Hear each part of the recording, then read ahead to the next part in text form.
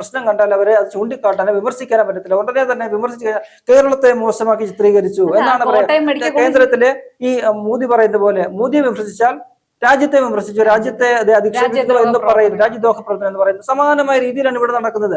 ഒരു വകുപ്പിലെ പ്രശ്നം കണ്ടാൽ അല്ലെങ്കിൽ ഒരു വിമർശനം ആരെങ്കിലും ഉന്നയിച്ചാൽ ഇതേ കണ്ടില്ലേ കേരളത്തെ ഇകഴ്ത്തിക്കാട്ടാൻ ശ്രമിക്കും, നിങ്ങൾക്ക് ഇതുകൊണ്ട് എന്ത് നേടാനാണ്? അങ്ങനെയല്ല വേണ്ടത്. ആ ഉന്നയിക്കപ്പെടുന്ന പ്രശ്നങ്ങളെ അഡ്രസ്സ് ചെയ്തുകൊണ്ട് പ്രത്യേകിച്ചും ആരോഗ്യ മേഖലയിലെ ഇത്തരം പ്രശ്നങ്ങൾ ഉണ്ടെങ്കിൽ അത് പരിഹരിക്കാനുള്ള നടപടികൾ സ്വീകരിക്കുകയാണ് വേണ്ടത്. അതിനപ്പുറം ഇവർ എന്താ ഇനിയിപ്പോൾ നേരത്തെ ഹാരിസ് റക്കലിനൊക്കെ ഉണ്ടായതുപോലെ സമാനമായ അനുഭവമായിരിക്കും അദ്ദേഹം.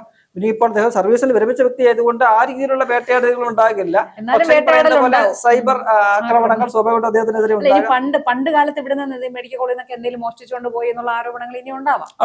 അത് ഉണ്ടാക്കിയെടുക്കണം. അതിനുള്ള കോട്ടയം മെഡിക്കൽ കോളേജിൽ ആ ബിൽഡിംഗ് ഇടിഞ്ഞു വീണപ്പോൾ ബിന്ദു എന്ന് പറയുന്ന ഒരു വീട്ടമ്മ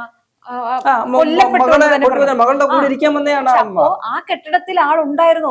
സ്വന്തം ഭാഗം, സർക്കാരിന്റെ ഭാഗം ന്യായീകരിക്കാൻ വേണ്ടി പറയുന്നത് അത് ഉപയോഗിക്കാതിരുന്ന കെട്ടിടമാണ് എന്ന് ആരോഗ്യവകുപ്പ് മന്ത്രി പറയുകയാണ്. അത് അവർക്ക് പ്രതിച്ഛായ മാത്രമേ ലക്ഷ്യമുള്ളൂ, അല്ലാതെ നീതി നടപ്പാക്കണം എന്നുള്ള ഒരു ലക്ഷ്യമേ ഇല്ല എന്നതിന്റെ തെളിവാണ് ഈ കഴിഞ്ഞ